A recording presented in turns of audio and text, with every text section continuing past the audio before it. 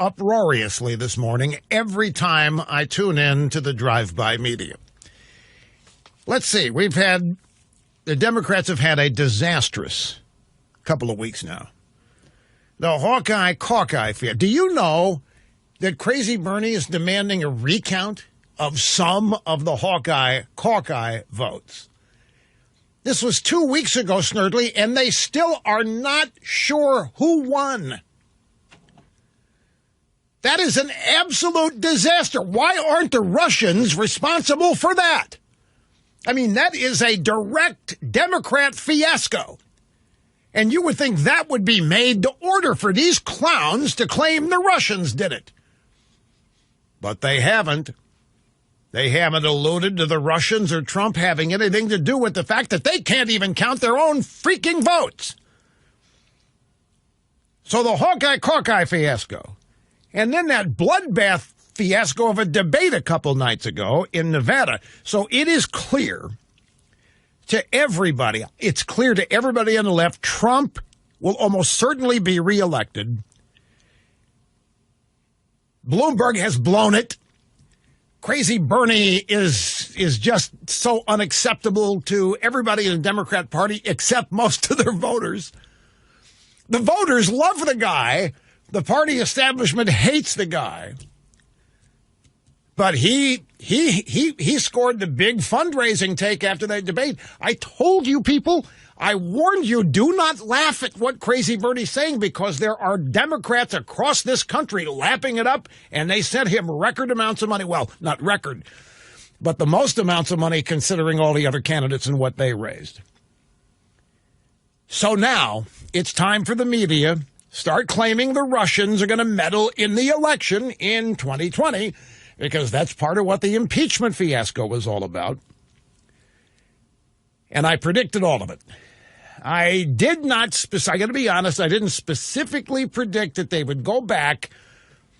And maybe I did. I didn't on January 22nd. I say so much, and so much of it is so correct and so right that sometimes, even when I think I'm wrong, I end up being right. So I probably did predict this.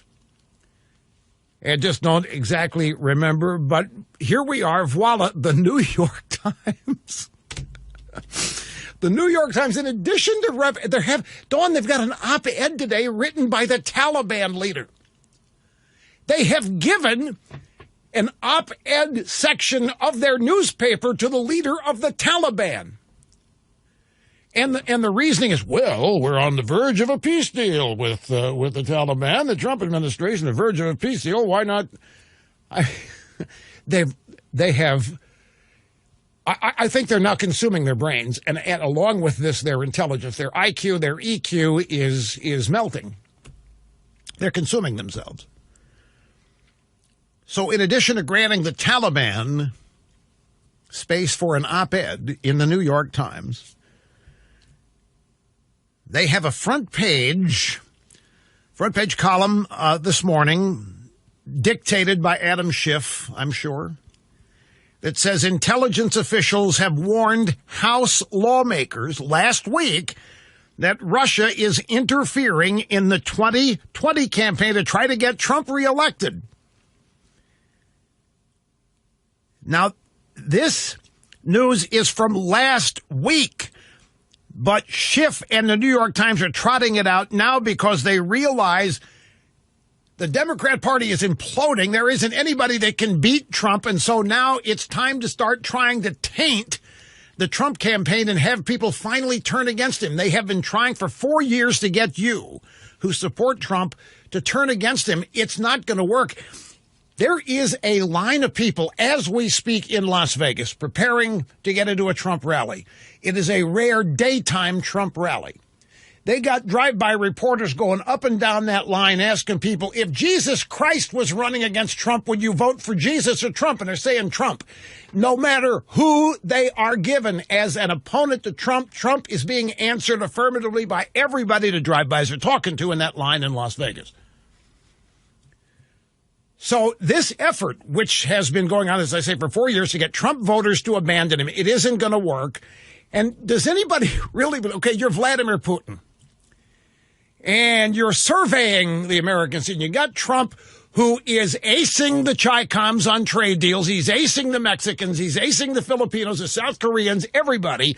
Trump is reordering American trade deals and making them much more favorable and fair to the United States. Trump has rebuilt the U.S. military. It's stronger than it's been in years. That scares the hell out of Vladimir Putin. We're to believe that Vladimir Putin wants this guy reelected when it's possible to have somebody who honeymooned in Moscow as the president of the United States. We crazy Bernie. Anybody in their right mind would know that Vladimir Putin would much prefer crazy Bernie be president than another 4 years of Donald Trump. Who are they trying to? How stupid do they think we are? Crazy Bernie loves Moscow, loves Havana, loves communism. And Putin wants Trump. And who was it? Somebody was on MSNBC. I'm not even going to mention the names, but PMSNBC is now calling Trump a Putin agent. Because of this story, Trump is back to being a Russian spy. He's a traitor. He is a Russian agent. Here, we have the audio soundbite, the media montage. This is after the disastrous debates, audio soundbite number 2. The drive-bys have gone back to Russia. Breaking news, the New York Times now reporting that Russia is interfering in the presidential election to try to get President Trump reelected. Good morning, America. On this Friday morning, new evidence Russia interfering in our elections again. Russia is interfering in the 2020 campaign to try to get President Trump reelected. Russia trying to interfere in the 2020 presidential campaign in a bid to get President Trump reelected. Russia was already interfering in the 2020 campaign to try to get President Trump reelected. There's a report tonight. Russia backs Trump's reelection. Russia is trying to meddle in America's election. Russia is now interfering in the 2020 election. Vladimir Putin is at it again, trying to interfere in this year's presidential campaign. Listen to Russia this. is actively working to get President Trump reelected. Listen. The president is a Russian operative, and it is Vladimir Putin's greatest achievement. That's Lawrence O'Donnell, PMSNBC, and we know we had it on the sound. My Cookie snuck it in there. You know, I've got this MSNBC ban, and Cookie resents it. Because there's gold mines, she thinks, on PMSNBC, but I don't want to promote those clowns. So she sneaks O'Donnell in here in the montage. I can't do anything about it, except call it out. But it's okay, because I told you he had said it. I just didn't mention the name. Now, folks, can I take you back to, who are we talking about? These intelligence agency people. Who are, this is the deep state. These are the people that told us there are weapons of mass destruction in Iraq. And you know my theory about this. And if you are new to the program, and gobs of you are, I have to. We are setting records for website membership subscribers. I can't thank you all enough. There are people tuning into this program every day that are listening for the first time. Let me repeat. Please indulge me if you are a long timer or a regular. Please indulge me on this. Let's go back to the Iraq War, 2003. George W. Bush spends a year and a half traveling the country, preparing everybody, lobbying the American people to support it. Goes to the United Nations, has satellite photos, all kinds of stuff. Colin Powell up there showing the photos, supposedly, of weapons of mass destruction installations in Iraq of Saddam Hussein and the European, our allies in the intelligence community, all support this. Now, Bush, as a Republican, probably not popular with the deep state, particularly after how he was elected. You know, there was outrage. The Florida recount in 2000, a lot of Democrats, a lot of deep staters think that Gore should have been president. He won the popular vote. They think the Supreme Court unfairly put Bush in there. I think there was as much resentment in the deep state, we just didn't call it that then, for George W. Bush as there is today for Donald Trump. And if not the same, it's close.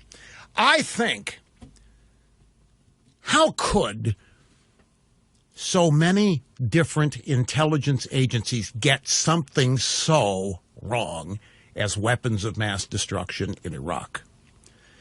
And remember, they gave Bush mounds of satellite photo evidence, documentation evidence. Colin Powell was dispatched to the United Nations to present this evidence, and it was all bogus because we went in there It was the pretext for invading Iraq after 9/11. We get in there, and there are no weapons of mass destruction. It was one of the most embarrassing things. The Bush administration had to scramble. Everybody had to scramble. What I have seen, this bunch of people in the intelligence community capable, what they've tried with Trump here, this whole Russia meddling, Trump colluding, this whole thing is a gigantic lie, a totally bogus hoax, a silent coup. That's when I began to think the weapons of mass destruction thing was a setup against Bush, too. My point is this. Why should we believe these people? They haven't been right about anything in the last 4 years. They were wrong about weapons of mass destruction. They didn't get Benghazi right. Why should we believe them? We shouldn't. It is a continuation of an insane mindset that the deep state and the Democrat Party are in because they can't find a way to defeat this guy. They can't. They're almost insane with their inability to land a punch on Donald Trump. They don't understand it. They have deployed every weapon they have to destroy political opponents, and it's worked most every time they've tried it on whoever they wanted to damage or get rid of, but they can't even land a glancing blow on Trump. So now, after the Mueller report says there was no collusion, what are we back to? Trump is a Russian agent. The Russians want Trump to get reelected. We just had a 4-year quasi-phony investigation when there was no evidence. The only thing was a fake dossier.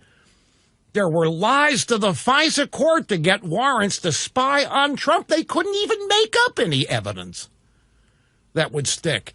And yet, here we are. We're going to recycle this whole thing that Trump is the chosen one of Vladimir Putin, and there's nothing we can do to stop it, by the way. The Democrats can't, despite knowing who is behind meddling in our elections, the Democrats can't find a way to stop it. Trump's going to win, so we have to taint it. The Russians are meddling in our elections. These people are doing more damage to the integrity and the honor of the American election system than Vladimir Putin would ever dream of being successful at.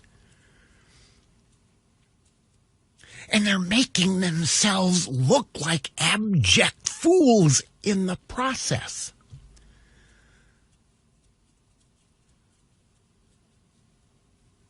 So right on time, here comes the New York Times publishing their piece. And I'm going to tell you what, folks. Remember yesterday how the drive-by media was just absorbed with the Roger Stone sentence? The Roger Stone sentence. Something so irrelevant and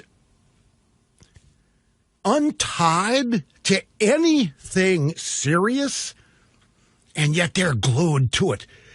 They have their reporters and their reporterettes and their info babes outside, inside the courtroom. The sentence is announced. They're hoping for 7 to 9 years. It comes back 3 years and 4 months. They're devastated. They're disappointed. But I'm telling you, they covered that Stone sentencing so closely because they think it gives them a chance to prove Trump is guilty of colluding with the Russians, even though Stone was not charged with anything to do with colluding with the Russians. They still think the Stone sentence gave them an opportunity to make this case. And I believe that they all knew this New York Times story was coming because that news is from last week when the House Democrats Intelligence Committee were told about the Russians, hoping that Trump gets elected, working to make it happen. That's old news. It's from last week. They held it for the day after the Stone sent. They don't realize how transparent they are. Anyway, folks, I hope you're taking time to savor this rather than get mad at it. I hope you're taking time to enjoy this because you are watching the literal implosion and the self-commission to insanity. If they actually did, these are the people that did not even predict the collapse of the Soviet Union. They never saw the collapse of the Berlin Wall. They were stunned when it happened. These people, I hate to say this, but the element of the intelligence community that we are being treated to in the New York Times, whoever these nameless, faceless people are, they haven't been right about a lot in a long time. And I think that's part of what's going on here. But here, listen to John King. This just moments ago on Inside Politics on CNN. Putin is not running some operation with Donald Trump. That was not the substance of the briefing. Nobody was saying Trump was colluding with Russia again. They were saying Russia is interfering in the election today, and it is their intelligence conclusion, based on a lot of intelligence, that Russia has a preference for President Trump. But nobody was saying Trump was colluding with Russia again? So you're admitting that that was the original charge, that Trump was colluding with Russia, but now Trump isn't colluding with Russia. Nobody's saying that. Putin's not running some operation with Trump. No. What's happening is that the U.S. intelligence community conclusion, based on a lot of intelligence, is that Russia has a preference for Trump. Mr. King, you know that I respect you among few at CNN, but it's so obvious what you're trying to do here. This is a difference without a difference. There's too much subtlety here. This story, as reported by the New York Times, people aren't going to draw the distinction. You report that Putin prefers Trump, coming off of 3 years of reporting that Trump and Putin colluded. What do you think people are going to conclude? And this is your problem because you haven't proved it. You people who have been alleging this for 3 years have no evidence, no proof whatsoever, and yet you're going back, Putin still prefers Trump? That won't even stand a smell test when you got somebody like Crazy Bernie. They are not letting go of it. The drive-bys, the deep state, the Democrats, they are not letting go of it. And I think that obviously it's aimed at one group. It's aimed at one group of people, Democrats. Now, you might think, well, of course, Rush. No, because some people think that this actually is an attempt to reach Trump voters, a relentless, unstoppable attempt to reach Trump voters and distance Trump voters from his voters, make them abandon him. But I don't think that's what this is. I think they have concluded they can't do that. The Democrats are the only people who believe this crap in the first place. It's the most astounding thing, but I'm sure you know Democrats to this day, despite no collusion, despite the fakery of the Steele dossier. I'm sure you know Democrats who believe every syllable of this, even though it's impossible. So the left establishment sees, I'll tell you what's happening out there. You know, Brad Parscale, who is a campaign manager for the Trumpster, at every rally, they count everybody there. They count people in line. They count people who apply for tickets. They count people who get in. And in fact, I need to call. Let me give you the latest data, because as a powerful, influential member of the media, I get this data. So I want to print this out. I'm going to send the Colorado rally data that was sent to me by Parscale. He sends it to a bunch of people, too. But now listen to this. I have it right here in my formerly nicotine-stained fingers, right off the printer, which actually worked quickly today. Here is the Colorado data collected by the Trump re-election campaign. 71,984 tickets. Of the 700 or 71,000, let's call it 72,000. Of the 72,000 tickets, about 39,000 of these people were voters. 94% of them from Colorado. Now, the big news there is you've got 72,000 tickets, only 39,000 were voters. The others are not voters, but could be. This is scaring the hell out of the Democrats. This is my point. Of the 72,000 tickets and of the 39,000 voters identified, 19% did not vote in 2016. They calculated the numbers, 7,286 attendees did not vote in 2016, but are planning on voting this year. And here is the thing scaring the heck out of the Democrats. 17%, the people that showed up at this rally are Democrats. And that number is pretty consistent at every Trump rally. 17 to 20% of the people showing up are Democrats. And the Democrats know this.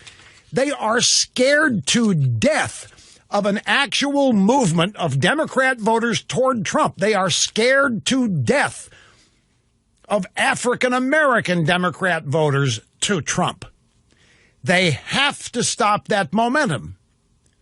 And that's what this Russia business is. They're throwing this crap out, hoping it sticks on Democrat walls, because they are the only people that believe it. Trump voters don't believe it. You can't make them believe it. Independents don't believe it. You know who believes this stuff? Educated, college-educated suburban Democrats believe this crap. College-educated suburban Democrats believe this Russia business, and that's what the Democrats are trying to protect, because there is a significant movement of Democrat voters to Trump, as evidenced by a lot of polling and survey data and what's happening at these rallies. And these numbers that I just gave you out of Colorado are pretty consistent. Rally to rally to rally. So this is a defensive move. The Democrats in their establishment have got to do something to stop this erosion. And I think that's why there was some original hope for Bloomberg. Because the way the Democrats look, Bloomberg is just another Trump. He's a rich guy. He's from New York, but he's not another Trump. He can't hold a candle to Trump when it comes to heart, humanity, empathy, personality, connectivity. Bloomberg can't connect with anybody. He doesn't even want to connect with anybody. In terms of having a connection with your voters or a connection with your audience or a bond, he couldn't care less about that. And as such, and Brian, get ready to put this picture up. Let me show that this is. I've been trying to tell you how unique Trump is and how unstoppable, and how the Democrats don't have anybody like him for a host of reasons. Among them, the Democrats don't have anybody who makes you laugh with them. You laugh at them. They don't have anybody with a sense of humor. Trump at his rally was holding a little baby. Somebody put a baby dressed up in a suit. And a meme developed on Twitter. You know, they can do deep fake videos. So look what happened. There it is in the Ditto Cam. Somebody put a picture of Bloomberg's head on that baby. And it's a video. That's a still shot. And Trump is walking around the stage holding the baby. And the video has Bloomberg. So mini Mike, little baby, Trump carrying him around while making caustic comments, humorous comments about him. This is the kind of stuff Bloomberg cannot respond to. He can't come back from it. He can't stop it from having an impact on people. All he can do is try to buy sign. You know what Bloomberg's doing? Have you heard about this? Bloomberg is paying people $2,500 to go on social media and say wonderful, great things about him. Further proving that social media is corrupt and can be bought. And things there aren't real. So this is what I think this Russia thing is all about.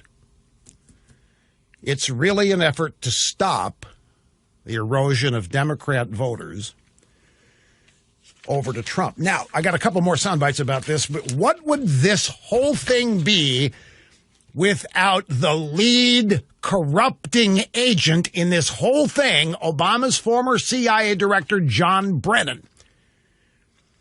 He was the ringleader. Brennan was he was the link between the Brits and their efforts to implant spies in the Trump campaign. He was the link because he was no longer in office. He was, Obama left and he was now the CIA director, but he still knew all the people. So the Brits and whatever they learned funneled everything to Brennan, who then funneled it to the FBI. That closed the loop, and that's how they kept things coordinated. Brennan was on MSNBC today, right on schedule, to help promote this silly Russians want Trump business. The question he got is, what is your message to your former colleagues in the intelligence community who are still fighting the fight inside the intelligence services? Carry out those responsibilities that you swore an oath to do, because they have that very solemn responsibility, whether you're intelligence or in a diplomat or in law enforcement. You need to carry out your responsibilities. I would tell them not to go to the door, not to leave, continue to do their work the best they can. This country needs FBI agents and CIA officers and diplomats around the world. And Donald Trump is in a very painful phase that we're going through right now. But we will get through this. So I encourage people who are currently in the government to stay there, do the best they can, and push back. So it's a pep talk. It's a pep talk to the deep state because they are at their wits' end. Truth be told, they have got to be feeling powerless. All these ambassadors, Lieutenant Colonel Vindman, oh, say, can you see? Show up and testify. They essentially get fired, reassigned. They're out of the mainstream now. They got to be beside themselves. So here's Brennan giving an old pep talk. Hang in there, buds. Keep working. We'll find a way to prevail. And we got one more. James Clapper, partner in crime with Comey and Brennan and Obama in an original attempt to set Trump up in a Trump Tower, Trump office meeting on January 6th, 2017, before Trump was inaugurated. If you want, I'll tell the story. It's old hat by now. Question, he was on CNN with Don Lemon last night. Question, now we know the president was angry with the acting director of national intelligence, Joseph Maguire, over this briefing about Russia wanting him to win in 2020. Trump didn't want to hear that. So what's going on, Clapper? It shouldn't have come as a shock to anybody that the Russians are going to continue to do what they did in 2016, given the success Stop they the enjoyed. tape! The problem You is haven't it's gonna be a proven lot what harder they for did us in to 2016. What did they do in 2016? You haven't proven they did anything. This is the thing that really bugs me about this, folks. They keep acting like even though there hadn't been a shred of evidence for anything, other than maybe the Democrats hacked, the Russians hacked the Democrat computers.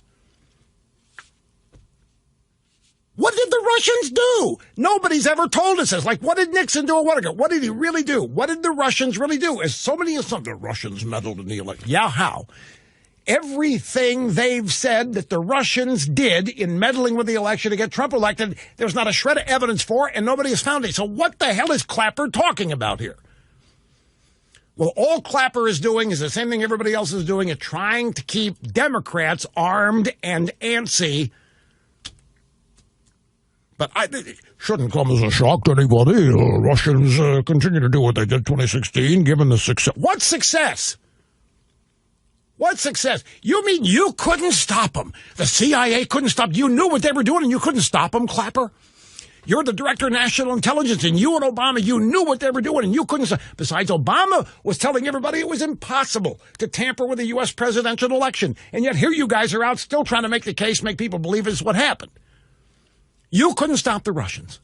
What does that say about you, Clapper? What does it say about Brennan? You couldn't stop them. You knew what they were doing. You couldn't stop them. And now we can't stop them. We're going to do it again. And there's nothing anybody can do about it. You people are so sad. It is beyond my ability. Chilly for us wimps who get used to the heat and humidity here. It's actually 70 degrees out there, but the feel like is 63. Anyway, the reason I bring this up is I also got Open Line Friday questions in the email. And I got one here from our old buddy Seton Motley. As you are an ex-Kansas City Royals executive, I'd like to hear your thoughts on the Houston Astros, the cheating scandal. If you have already discussed this and I missed it, I sincerely apologize. I have not discussed the cheating scandal, Houston Astros. By the way, not all teams start exhibitions. Like the Cardinals and the Mets start tomorrow, but many Major League teams start the exhibition season. It used to not be till March 12th that the exhibition games began, but everything's been moved up. So make a note, Snerdley. Remind me Astros cheating scandal sometime before the end of the program. I want to get started on the phones. Kevin in Brick, New Jersey. You're up first today, sir. Great to have you. Hi. Hi, Rush. Mega dittos and mega prayers. Thank you, sir, very much. Yeah. So basically, I'm 25 years old. I've been listening to you since I was 13 years old. I've been listening to you religiously. I'm a Rush 24/7 member. I never miss a show, even when I was in high school and college and all that. And my question is, I know you always joke about the Rush Limbaugh Broadcast Museum, but I think that really should be a reality. That in 50 years from now, I want to be able to show my kids and grandkids all these episodes, all these Rush Limbaugh shows. I think there should be an online website that stays up for eternity that has all your shows and all the deal cam footage and everything, because you are a national treasure, Rush, and you have no idea what you mean to us. I think your shows need to be out there for eternity. So I mean that's my Open Line Friday question. Now I've been praying for you, and you have no idea what you mean to me. Yeah, I'll tell you. I mentioned yesterday it's very risky to acknowledge this, and I'm not going to say anything right now other than that. But I actually believe, because I believe that all of these prayers are having a positive impact, and I can't thank people enough. And a positive impact and attitude is clearly much more preferable than the opposite of that, than pessimism and defeatism. There's none of that in this. I couldn't be with so much support for people like you. It would be impossible to be pessimistic, and that's a testament to all of you. Plus, it's my natural makeup anyway. Now, as to your observation, even now, there's some of the early programs, the late 80s, early 90s, that are not videoed. There was no DittoCam, but the Rush TV show is in the process of being digitized and made available. And all of the old audio analog tapes of the early radio, we're trying to collect all of it to do exactly what you have said you would like. And that is a library that will exist until the end of time, that will document every moment of this program, every moment that we have saved and recorded. Even now, if you join, and this is not a sales pitch, but if you become a member at rushlimbaugh.com, you already, even if you don't join, even if you just go to the free side, there is an encyclopedic amount of content of past programs, transcripts that you can read. It's when you become a member that you get the audio and the video of all these things. And we've got a great start because of the existence of the website on creating that library. But no, I'm very flattered that you're even thinking about such a thing. But it is in the process of being prepared and organized. And even more than that. So I'm very excited about it, in fact, and I'm very glad that you mentioned it, between the New York Giants and the Brooklyn Dodgers. And in that season, they had a 3-game playoff to determine the winner of the National League pennant that year. The Dodgers had something like a 13-game lead, Brian, with 6 weeks left in the season, and the Giants ended up winning the pennant from the Dodgers, overcoming those 13 games or 12, whatever it was. The culmination was Bobby Thompson's home run, 1951. Ralph Branca on the mound for the Dodgers. Bobby Thompson shot her. It's at the Polo Grounds, and it was shot heard around the world, and everybody thought it was just magical. It was the culmination of one of the greatest comebacks in Major League history. Well, guess what? Out in center field, the signs were being stolen via a telescope or binoculars or something. And interestingly enough, it was a buzzer system from the employee in center field letting the dugout know what the pitch that had been called by the catcher was, and they found a way to inform the hitter. And apparently everybody knew it. Everybody knew this was going on after the fact. Ralph Branca, who gave up the home run pitch to Bobby Thomson, Thomson knew it. And in interviews about this, in years and years after the game and after the event, nobody would deny it. I didn't know any of this until a year ago when this Astros stuff bubbled up, and all kinds of history about sign stealing in baseball began to resurface. There were comments like, yeah, Branca knew that Thomson was sitting on the pitch. Take a look at the film. Well, it was filmed. Take a look. Bobby Thomson, he jumped on that pitch. He knew what was coming. And nobody has denied it. And Branca made a lot of money on the speaking circuit for years as the guy who gave up the shot heard round the world. Now, and there was a recent story about this, I think in the New York Post, and maybe our Eagle Eye website, people go out and search it and put the link at rushlimbaugh.com so you can read it for yourself. The story in the Post backs up stuff I learned a year ago and makes it sound like it was commonplace, and everybody knew it. Stealing signs in baseball. Can I tell you a little story? I'll try to make this as brief as I can. When I worked for the Kansas City Royals,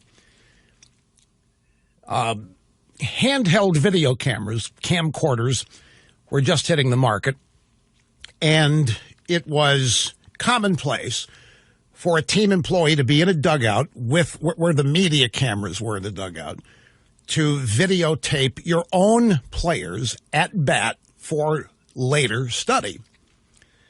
And I was the guy assigned to do this because I was the high-tech wizard. Wherever I've been the high-tech wizard. So I'm in the dugout, the Royals dugout at the time, first base line. So I'm at about first base in the section of the dugout where all of the photographers for the media are.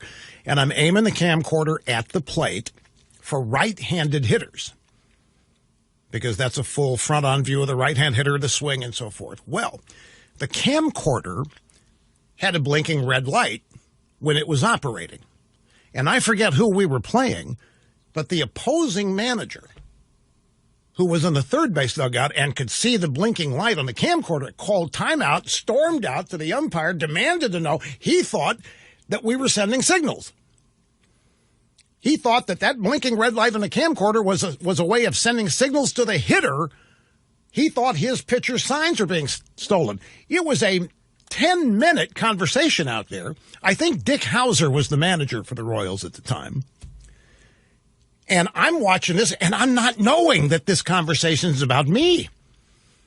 And then all of a sudden, the opposing manager turns and points at the section dugout that I'm in. I still don't get what's going on. It goes 10 minutes, and the game's paused, and nobody's been thrown out. It's a heated argument between the opposing manager. I don't even remember who Royals were playing. And finally, I had to leave. I had to stop. Videotaping. Because they couldn't, Hauser and our guys could not convince the opposing man. It was just a video camera. We're videotaping our own guys. He said, I don't like it. You're videotaping. Who knows? You could be aiming at our dugout. You could be stealing whatever. My point in telling you the story, and later when I found out what it was, I was kind of no idea that I was the subject. Well, what I was doing was the subject of this heated conversation at home plate. But I bring this up only because the idea that stealing signs is somehow unique and outrageous is really not true. It's an art. Sign stealing has become an art in baseball. You get a runner on second base who, that's when the catchers do everything they can to hide the signals they are sending to the pitcher for what pitch they want thrown. Oftentimes, the manager in the dugout is calling the pitch. He's sending a signal to somebody that the pitcher gets and the catcher gets and so forth. Now, what the Astros were doing, as best I can understand, is, are you ready for this? The Astros had all kinds of intricate ways of stealing signs, meaning the pitch. that was coming, they had people in the dugout pounding on the trash can to send signals to the hitter. I don't know what the signals were, and I don't know how long this went on, but how somebody didn't figure out pounding on the trash can in a dugout to send signals. It's not normal to pound on a trash can. So then the Astros tried something else, supposedly. Supposedly, players like Jose Altuve were wearing buzzers taped inside their jerseys, and the buzzers would buzz with a code to tell them what the pitch that was coming was, based on however the Astros were stealing it. The evidence for this is that in a playoff game, Altuve hits a home run. He rounds third base on the way to be mobbed by his teammates at home plate, and he is holding onto his jersey with his life, making sure nobody rips it off. And the theory is he was doing this to hide the buzzer that he was wearing. Now, I think that the Astros, because they have been so accused here, and apparently, I mean, their owner has gotten involved, and there's obviously been some truth established. I think there were some people calling the Astros should give up their World Series victories, give up the trophy. It was tainted. It was obtained by cheating and so forth. Maybe their World Series share should be taken away from the players. This is going to be something they're never going to live down. If the Astros play clean and pure as the wind driven snow for the next 10 years, it's still going to be suspected that every odd victory they have is going to be the result. Gee, they're never going to live it down. And Altuve is not going to be able to live it down. It's going to stick with them. But it's not. Sign stealing is not uncommon. It's just the Astros apparently took it to a high-tech level. And now you've got players for the Yankees who lost to the Astros in the playoffs. I've had my whole career cheated, and I'm never going to get over it. And I think, get over it, bud. But it has had it's had a dramatic impact, and of course, it comes after all of the performance-enhancing drugs and the steroids and the stuff that was going on in baseball, all of which has just served to ramp up attendance. Major League Baseball attendance has seen TV ratings not so much, but at least not on a par with the NFL. But that's what I think of it. And who's worse, the Astros or the Patriots, you're asking? Well, see, that's a New York question. Who's worse, the Astros? The Patriots are never going to live that down. Never, ever going to live down the video Spygate.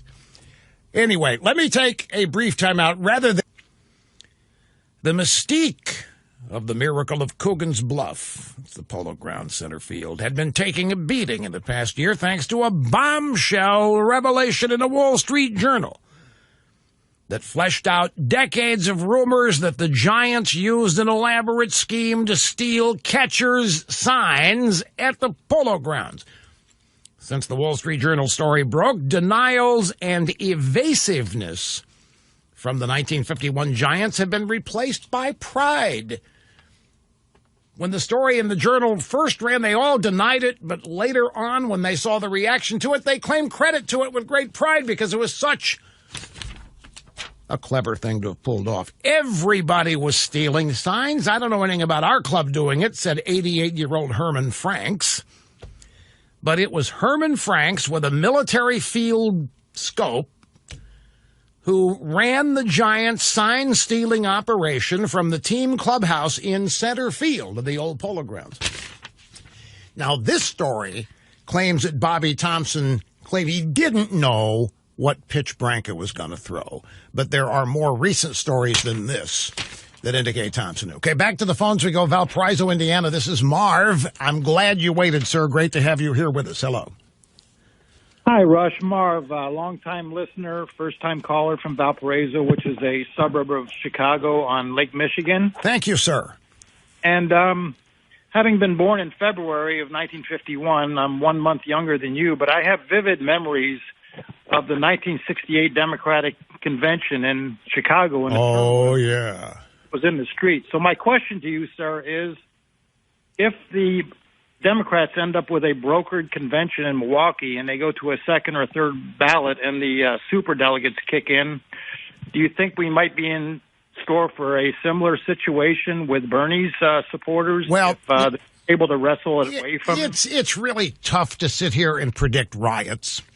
But if you want to, I mean, if you want to discuss specific scenarios, I can see Bernie supporters going nuts if he's got the lead in delegates, and if there is some kind of brokered convention that Bloomberg is behind, and he is behind a movement to actually create the circumstances for a brokered convention. If Bernie's voters get, because they know they got sandbagged in 2016, they know Hillary cheated and the DNC cheated, and they know that Bernie was bought off. Bernie's house on the cabin was in a circuitous way purchased by the Clintons. Bernie can be bought, folks. This is what his voters got to be really worried about. Bernie's not a fighter. I don't care what anybody says. He's not a fighter, and he can be bought. And this is what Bloomberg knows. But Bernie's voters are true believers. He collected more money in fundraising after that debate than any of the other candidates. You know, we sit here, and I told you, we laugh at this guy. We call him Crazy Bernie. But there's an element of the Democrat Party that literally adores and loves this guy. And, yeah, I can see where they might not remain peaceful at a convention where they believe that the nomination is being stolen from them and from Crazy Bernie. And as the program unfolds, I'll get into the details here of how Bloomberg is trying to set up a brokered convention. I mean, what are the Democrats looking for? You boil it all down. And you put yourself in the real world of the United States today as our country exists. The Democrats are looking for a candidate who can save us from full employment and rising wages. The Democrats are looking for a candidate who can change that. The Democrats are looking for a candidate who can return us to unemployment and flat wages. And every one of their candidates can do it. That's the scary thing. Every Democrat candidate running knows how to slow down the U.S. economy and cost it jobs. But which of those candidates? This is the question. I'm telling you, every Democrat candidate running has policies that will wreck this economy, lose jobs, and cause wages to stagnate. The question is, which of those candidates can excite a majority of voters who will make America suck again? That's what the Democrat candidate's challenge is, to motivate enough voters who want America to suck again so that there are problems to solve, so that there are grievances, so that there are victims, so that there are people who have to turn to government rather than themselves. Trump cheerleads what? Look at a Trump rally. Trump cheerleads a positive movement of doers and makers. Bernie is the natural leader of angry takers. Trump doesn't have any takers. He has makers and he has doers. But what are Bernie's people angry about? What is there to be angry about in the United States today? Oh, I mean, you could come up with things. We don't have a paradise. Understand that. There never is a paradise. But the Democrats are trying to make people mad. They're trying to convince people that what's going on now somehow isn't real, isn't deserved, just needs to change. We need more people out of work. We need more people losing income. We need more people being discriminated against. We need more rotten trade deals. This is what the Democrats are selling. The question is, are there enough voters to actually want to get behind that kind of thing? They're angry about progress. Progress equals what? Climate change destroying the planet and the environment. They're angry about self-reliance, self-sufficiency. They're angry that Obama failed. You know, there's a lot of Democrats really ticked off that Obama has endorsed the Trump economy by claiming credit for it. Oh, you talk about a sellout. They're angry that Hillary failed. They're angry that Robert Mueller III failed. They're angry that their coup failed. They're angry that their sham impeachment failed. You got a party of angry, destructive haters. And the question is there a Democrat candidate can mobilize enough of these haters to actually win an election? James Clyburn, everybody, South Carolina, former chairman of Congressional Black Caucasians. Everybody wants the Clyburn endorsement going into the South Carolina primary. Plugs claims that he's going to get it. We don't know who's going to get the Clyburn endorsement, but wait till you hear this. James Clyburn, Congressional Black Caucasians, dismisses record black employment in America today. He was on a Fox Business Network on Tuesday. He dismissed record low black unemployment under Trump, stating, well, we were fully employed during slavery, too, so this doesn't carry any weight with me. Folks, is that reasonable? Is that logical? Is that even sane? I mean, what kind of anger or partisanship must you be simmering with or effervescing, almost to boil over with? Here are your people, African Americans, having one of the most record economic periods in their lives. More economic opportunity, more jobs being held, record low unemployment, African Americans, and he dismisses it. Well, we had higher employment than this during slavery. This doesn't impress me.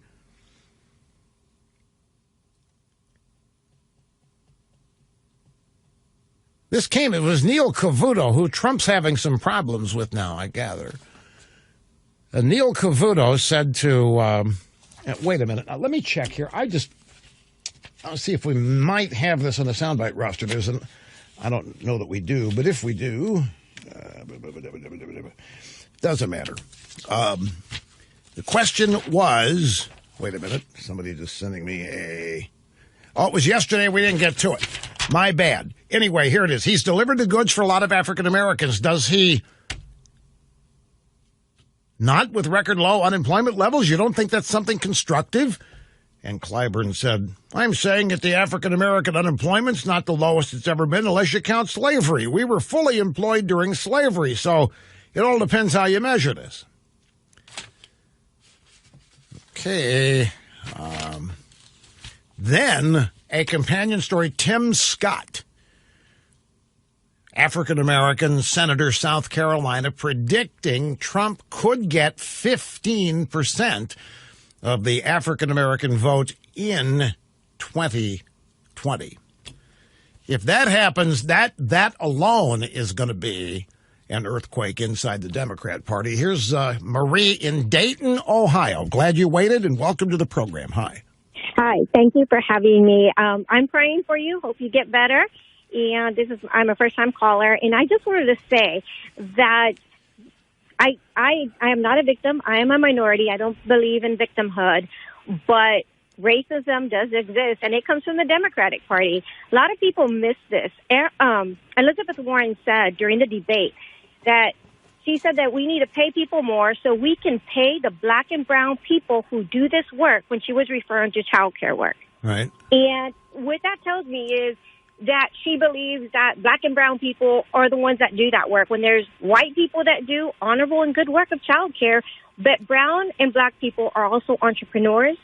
And it's our persistence and our perseverance and our belief in a strong work ethic and our belief in the American dream that helps us overcome and become business owners.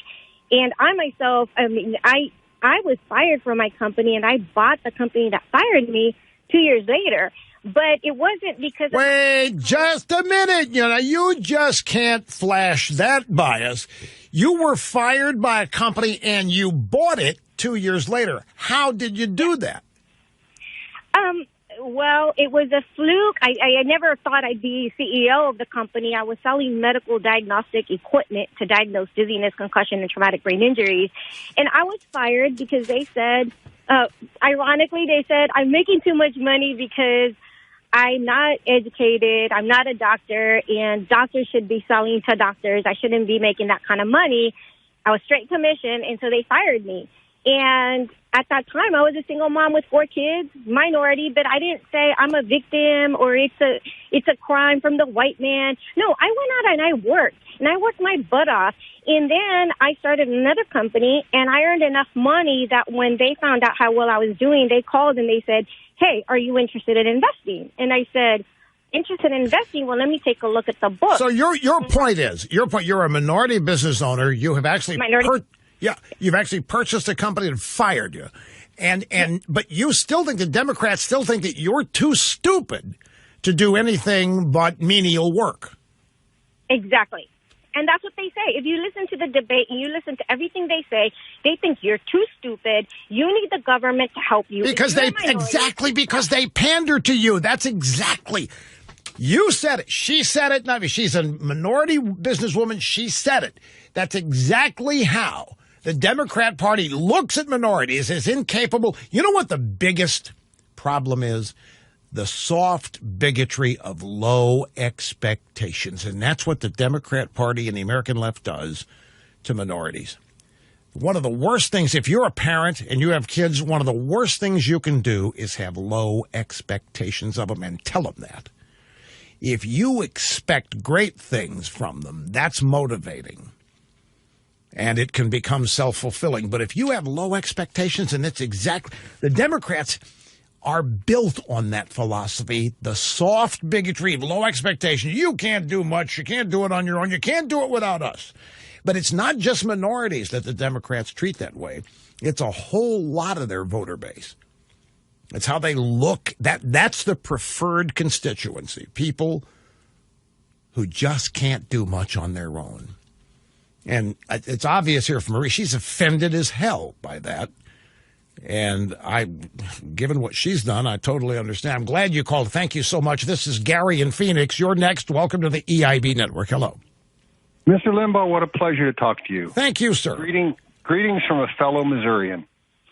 I am a nurse. I'm a registered nurse, and God was very good to me. He gave me the gift of compassion and empathy, and that's why I enjoyed my job so much, and that's why I think I did very well at it. My question for you is, you say quite often, I have talent on loan from God. And I'm wondering, what do you feel your talent is? And what is the gift that God gave you that allowed you to become the person you are today? Okay, that might require, because you sound like you're serious in the question. You're not you're not flippant about this. You actually... Oh, no. I think God gives us gifts, and he allows us to use them for his benefit, and it's really wonderful when you can use them for look, good. You've done that. Don't know what the talent is. Yeah. Well, yeah, I'm going to try to answer. Don't misunderstand, but there are a lot of answers to this. This last call that we just had, I knew what she was saying, even though she didn't say it. Time was running out. I had to. So what you're saying? Yes, she said exactly, even though she had never said that yet. My ability to understand what people are saying, and then if they are having trouble communicating it, to find a way very straightforward and simply to explain it, which leads to the ability to take something very complex and make it understandable. And that's how you feel you can look at the political landscape and all the things going on and analyze them. And well, that's one, but you talk about gifts from God. There's another one of the greatest gifts from God is that I don't think I'm better than anybody. And I assume that everybody in this audience can understand anything I explain to them. So there's no condescension. You know, when I go play golf someplace, you know, I have a better time. I have more relatability with the people that work at the place than the other members. And Donald Trump is the same way. Donald Trump has more of an ability to identify with the people who make things work than with the people who benefit from those people making things work. I mean, we can relate to both groups, but I think it's either a gift from my parents, the way I was raised, not to think that I am better than anybody and not to look down and condescend to people and to assume that everybody is as smart as I am. Then there are broadcasting skills and talents such as timing that can't be taught. They can only be learned by doing, and some people naturally, a lot of talent you're born with. Champions are born, not made, is the slogan. And that's applied primarily to athletes. But even they have to work very hard at perfecting what they're naturally good at. Empathy, you mentioned it, but that is a fundamental characteristic to succeeding with this, because if there isn't a bond that is created between, say, me and host and the host and the audience. If I'm just somebody sitting here talking to a bunch of faceless people in a megaphone, it ain't going to work. It's not going to sustain itself for very long. It may work for a while. And it's having the ability to look at this microphone and see millions of faces, but treat them as one. Yes, sir. That's something I'm just naturally able to do without even thinking about it. Nobody had to teach it to me. Yes. And I think that I'm speaking for a lot of people. We feel that, Rush, you're a gift to us, and we thank you for all you do and you continue to do. Well, I appreciate. Look, I appreciate the question, which is why I took it seriously. A lot of people, when they ask me that question, are really saying, "So you think you're God, huh?" And no, that's the Friday. Hi. Hey, Rush. God love you, and long may you run. In the words of Neil Young. Thank you. Thank you very much. I appreciate that. Hey, getting back to the Russian thing, I think we're going to hear a lot about the Russian thing again, obviously. And I just think it's important for everybody to know that the Russians live in a real world. The Russian people are great. It's their handlers that are horrible, as we know.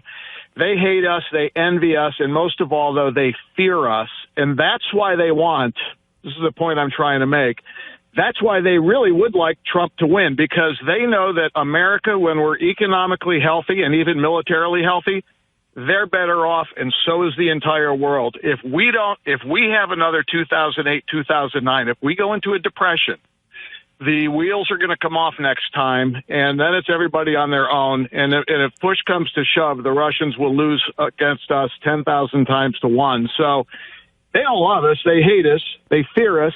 But they know that. Well, now wait. Let me. So is the rest of the world. This is a unique theory that you have, and I need to query you about something. Sure. The contra opinion of yours is that the Russians consider us an arch enemy and want us destabilized and weakened.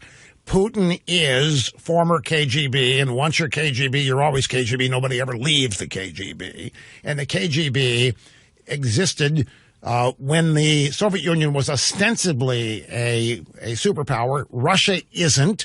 Putin wants it to become reconstituted, but he knows Putin wants the Eastern Bloc back unified as the Soviet Union was. How would you answer somebody who said, wait a minute, no, Putin wants us weakened. He wants us destabilized. He wants America with internal turmoil because it benefits him? I would say this, that even when they were the Soviet Union, even when they had all their little pieces and parts together, they couldn't hit the broadside of a barn rush. Even back then, they were. Well, I know that's true. They've always been. They were manufactured. They were manufactured as a superpower to create a number of other things the American people had to face.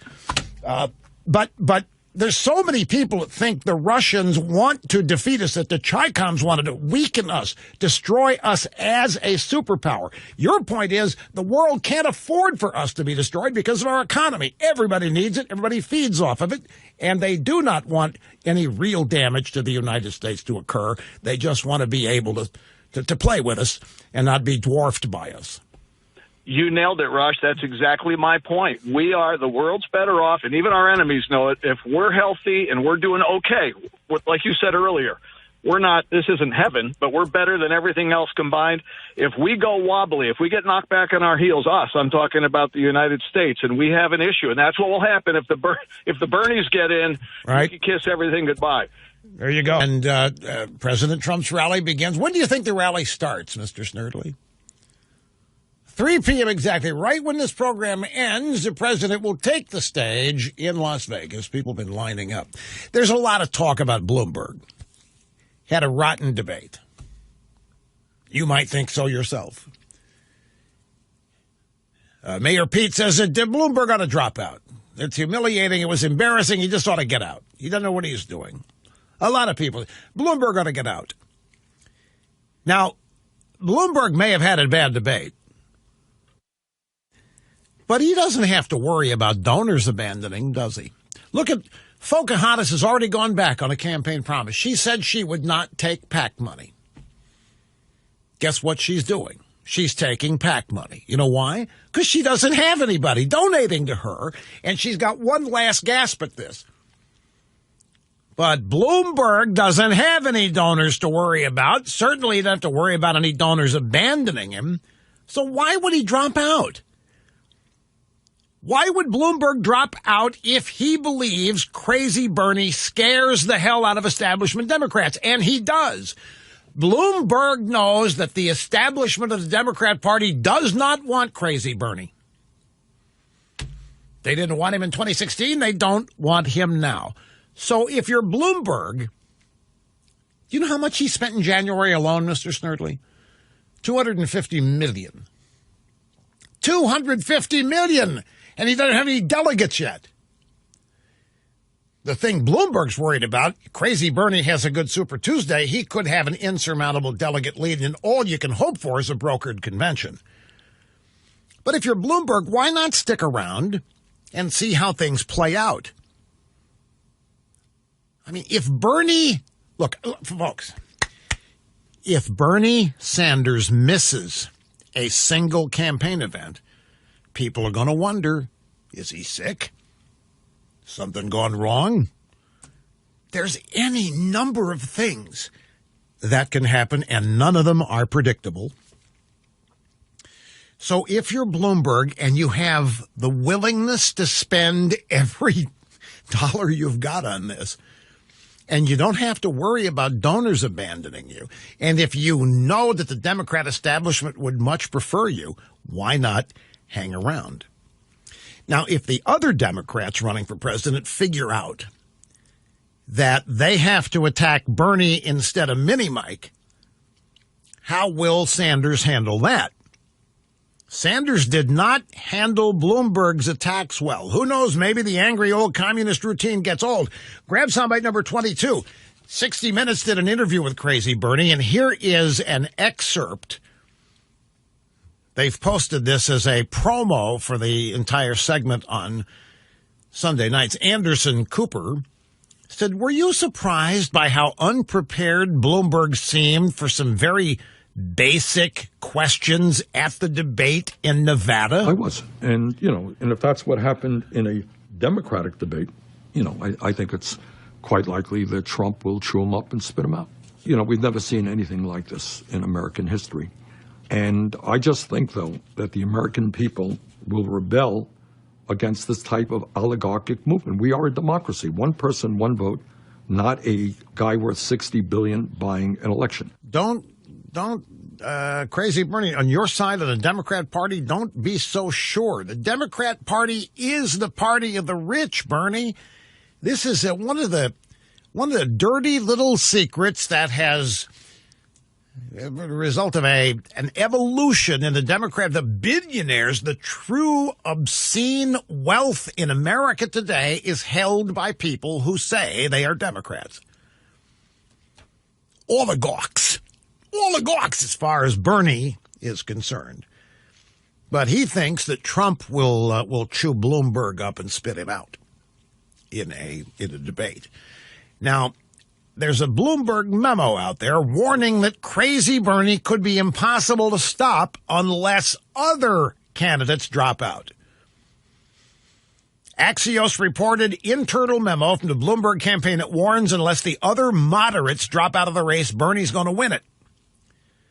Memo was dated February 17th. Says, as the race stands today, Sanders is poised to leave Super Tuesday with an over 400 delegate lead versus his next closest competitor, Bloomberg, a likely insurmountable advantage. And so Bloomberg is preparing to issue a demand to all the other candidates to drop out.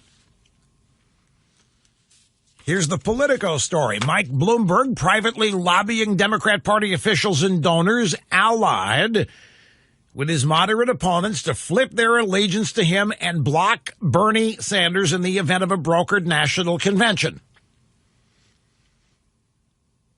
With Sanders' emergence as the front runner, Democrats in those states have recently raised the prospect that Democrat socialists could be a top-of-the-ticket liability. Really?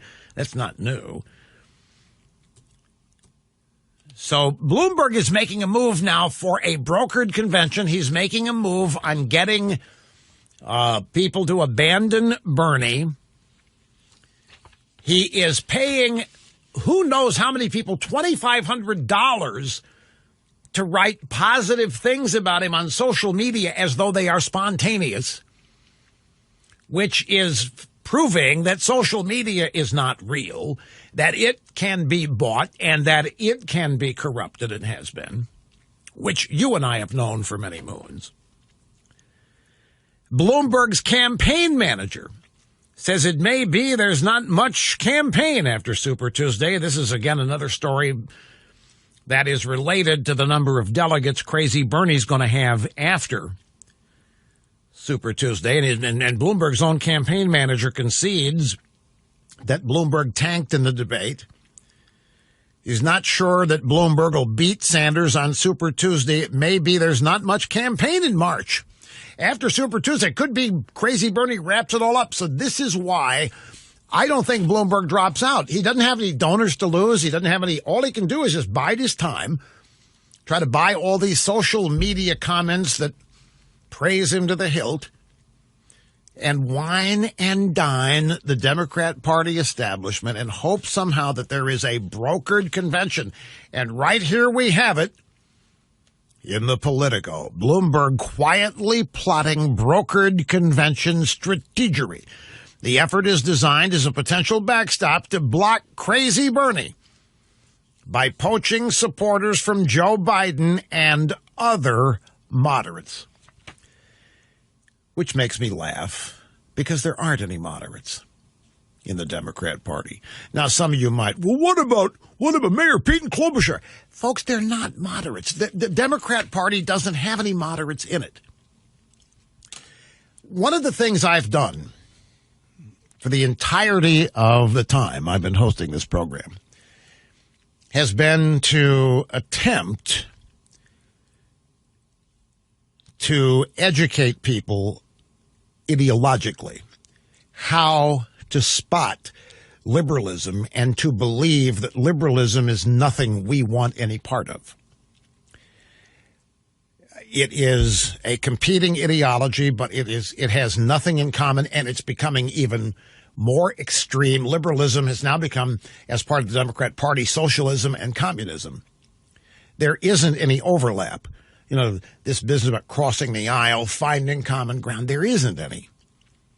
When you have an economy as solid as this is, with wages really increasing in real terms for the first time in a couple of generations, at least one generation, and you want a political party that wants no part of it, a political party that doesn't even try to say they can do better, a political party that wants to tear it all down. What is the common ground with this?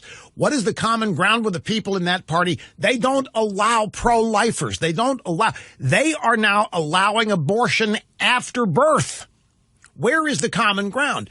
Now, my effort has been to get people to understand, to spot liberalism, and the moment you spot it, to oppose it. I think that's still one of the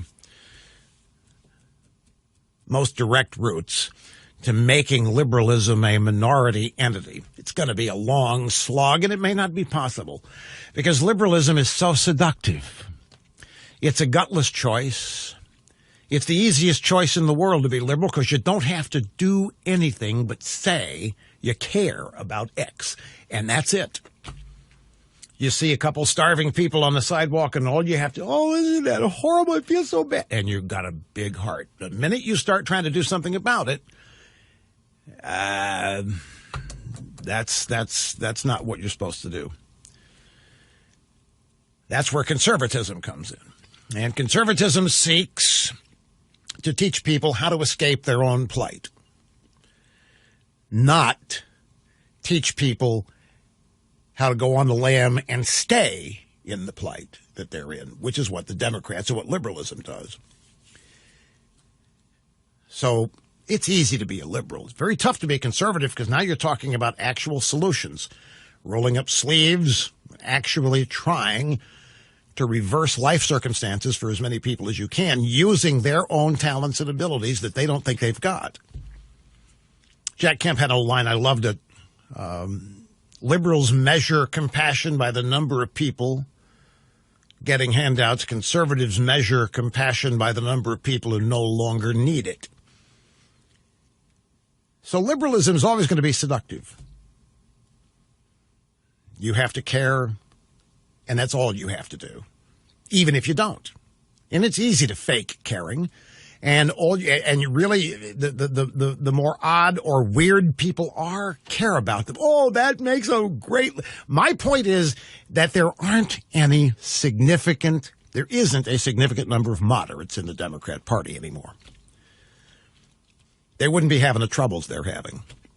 And their frontrunner would not be an avowed communist if there were moderates in the Democrat Party that overwhelmed and outnumbered everybody else. So Bloomberg running around trying to find a way to get these moderates out of the way to coalesce behind him. There aren't any. Klobuchar, Mayor Pete, listen to them very carefully. There are not moderates there. They try to act as though they are with the way they speak or their mannerisms or the way they mask their policy statements, or as Bill Gates would say, policy. But there aren't any moderates. So Bloomberg, quietly plotting a brokered convention strategy, is banking on the fact that the establishment of the Democrat Party is as opposed to Crazy Bernie today as it was 4 years ago. And the belief is that they are because they believe Crazy Bernie is going to get wiped out in a landslide like McGovern and like Dukakis. But like I said the other day, notice that Crazy Bernie gets lumped in with what the Democrats and media want you to think are outliers. Yeah, Dukakis and McGovern. They were not outliers. They were mainstream of the Democrat Party. Dukakis was a governor of Massachusetts. McGovern was a senator from the Dakotas. They were not outliers. They were not radical leftists. They were the Democrat Party of the day, and it hasn't changed any. So Crazy Bernie is just a communist where those guys wouldn't admit they were. But that's what the Democrat Party is. So this idea that the establishment of the Democrat Party is worried that Crazy Bernie's going to take them down the tubes, I think we're being buffaloed with that. I think it's a theory that sounds reasonable because it relies. The burglars figure the odds are nobody's home in the daytime. At night, there's going to be lots of people there. And the burglars look for homes unattended, unprotected, unoccupied. You go to work, kids go to school, your home is empty. Now, you want your place protected with a Simply Safe security system when you're gone. This is a state-of-the-art system, folks. Notifies you and the cops the moment someone makes an attempt to break in your house. You get a Simply Safe app on your phone. It'll alert you just as quickly as you hear from Simply Safe's 24/7 professional monitoring staff. And if there is a break-in, Simply Safe is going to notify your local cop department immediately. And that monitoring service, only $14.99 a month, by the way, with no contract. That's normally $50 with the other guys. Everything about Simply Safe is fairly priced. And one reason for that is tech innovation. Aren't any wires? I cannot tell you how big a difference that makes in installation, in troubleshooting, in maintenance. No wires is huge. It means you can install it yourself if you want to. All you have to do is put the sensors where you want them in your home. They connect to the base station via Wi-Fi. And the base station connects via cellular to the police department and the fire department. You go online to simplysafeusa.com. You pick the elements of the system that you want. It arrives at your home pre-tested, pre-configured. You can see it all at their website, simplysafeusa.com. There's no promo code needed. That website address is specifically for those of you in this audience. And there is a 2-month, 60-day money-back guarantee and free shipping. So you've got 2 months to try it. If it doesn't meet your expectations, send it back and you'll get a full refund. simplysafeusa.com. David, El Paso, Texas. Great to have you, sir. Hi. Hi, it is a real honor to get to talk to you again.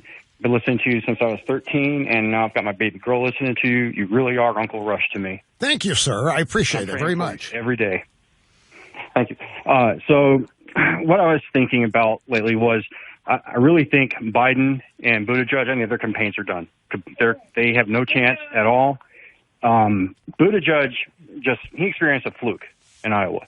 I think he did good there because he's more well known to the local populace than the other candidates. But Biden, I think he's been on a downward spiral since impeachment began. At the early stages, he was rude and abrasive to people, thinking that maybe that's what endeared Trump to everybody. But he was rude to the wrong people. Did you hear what he said the other day? He said the other day, "Look, in my second term, if I'm losing my mind." God forbid if I lose my mind, I'll get out of there. I'll have somebody who knows what to do and step in for me. I said, if you're losing your mind, that sounds about the right. guy, he's like Crazy Bernie, he's 78. Biden's going to be 78 this year. I think but Biden has got to win South Carolina, and that means he's got to win the African American vote. If he doesn't, it's over. Play taps.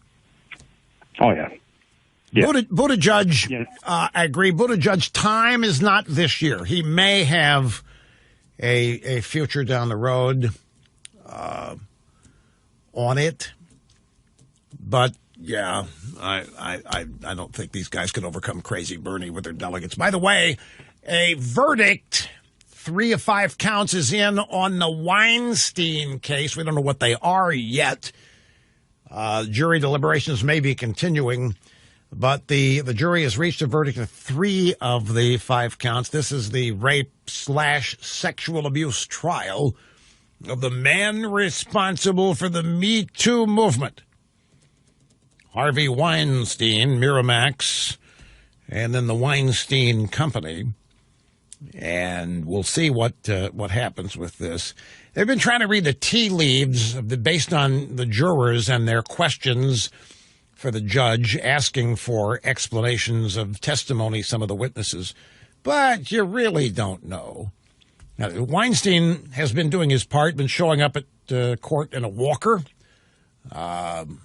showing up, with little blue pills falling out of his pockets, making it look like there's no way that he could possibly have sexual relations with anybody, including himself. So we'll see how much of the theatrics work will be ends. Bloomberg to pay hundreds of people $2,500 a month to praise him on their personal social media feeds.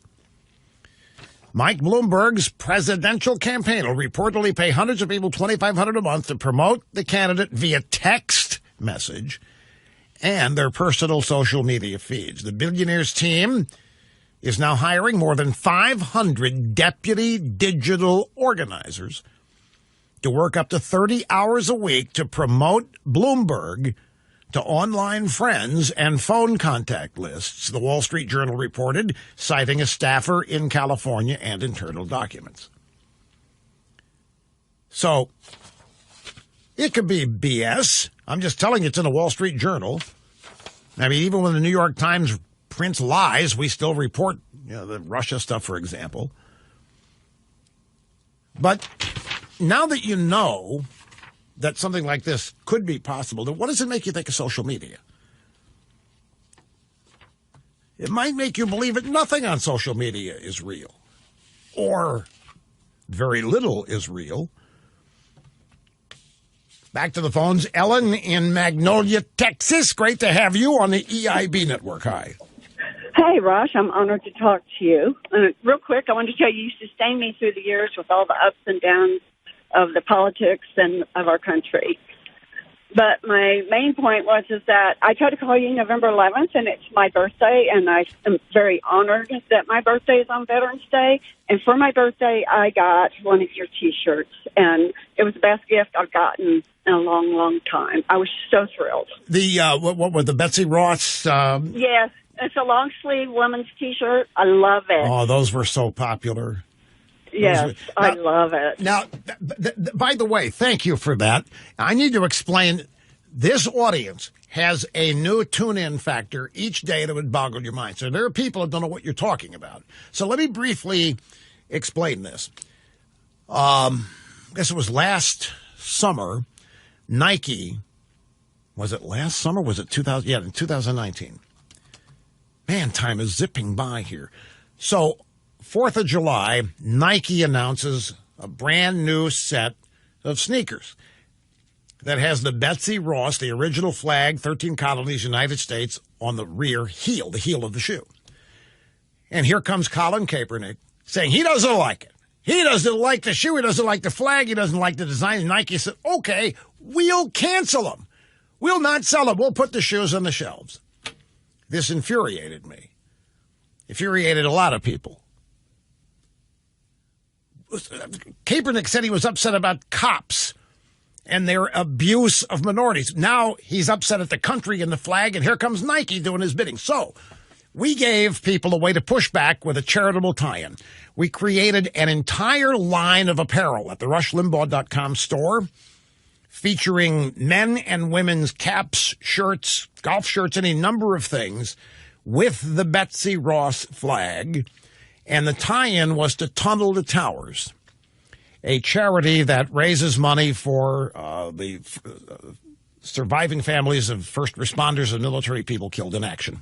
It was named after Steven Siller by his brother, who was a firefighter killed, first responder, running back into the towers after 9/11 happened. Frank Siller set it up. Well, guess what? The original T-shirt was a $27 item. Classy. It was a very, very classy T-shirt, but it was not cotton. Very unique fabric. We heard from the cotton people. Cotton people, what do you mean select T-shirt that's not cotton? You got to get cotton. So we added a cotton line of apparel.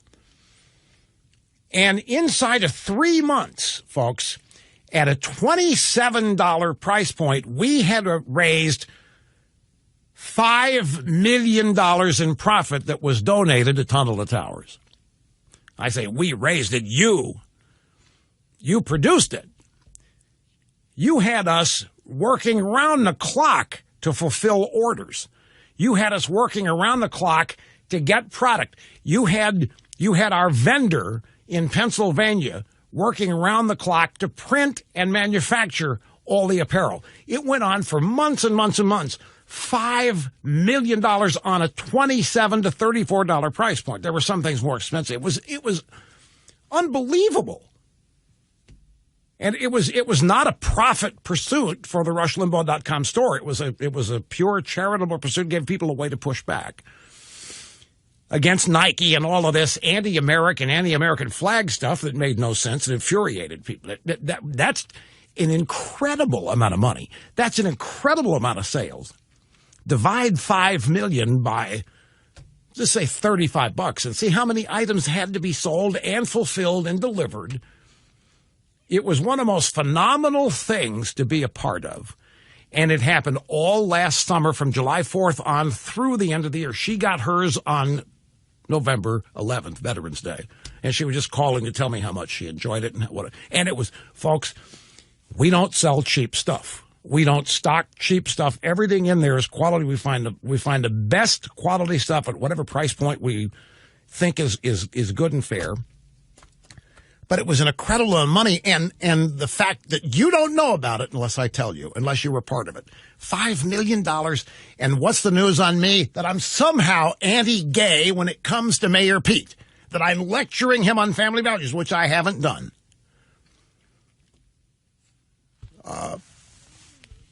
But we didn't do it for publicity of it. We did it for the charity and the community spirit of it all. And you guys, you came through in, well, we hadn't seen anything like it. And I don't think too many other people have. I mean, imagine that much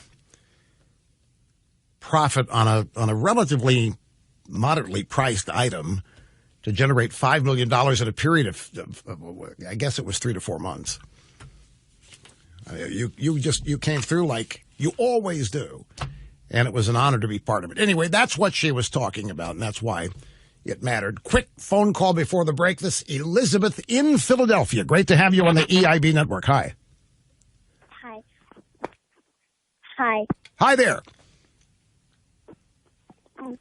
So, not many people like my last name, Trump, and since I live in PA near Philadelphia, and I went to San Antonio, Texas for a